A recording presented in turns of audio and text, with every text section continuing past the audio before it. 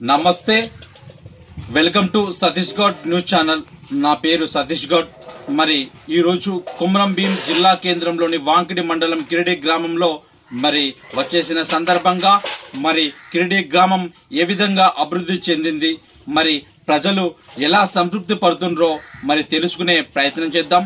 ఈ కిరిడి గ్రామ పంచాయతీ ఈ యొక్క అభివృద్ధి ఎలా ఉందో మనం పరిశీలనగా ప్రత్యేకంగా మనం చెప్పదలుచుకుంటే, మనం ఈ యొక్క గ్రామ పంచాయతీకి నేటికి కూడా సరైన రోడ్డు లేక అవస్థలు పడుతున్నటువంటి కిరిడి గ్రామ పంచాయతీ.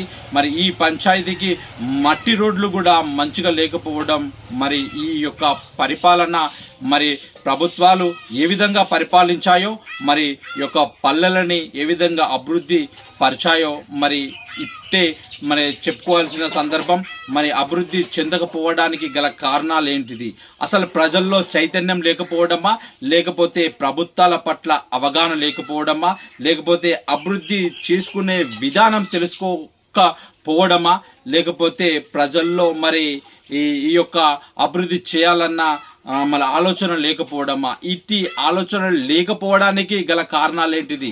రాజకీయంగా ఇక్కడ ఉన్నటువంటి నాయకులు ఈ యొక్క అభివృద్ధిని ఎందుకు చేయలేకపోతుండ్రు? గ్రామ పంచాయతీని మట్టి రోడ్లను కూడా మంచిగా చేసుకోలేని పరిస్థితిలో ఎందుకున్నారు?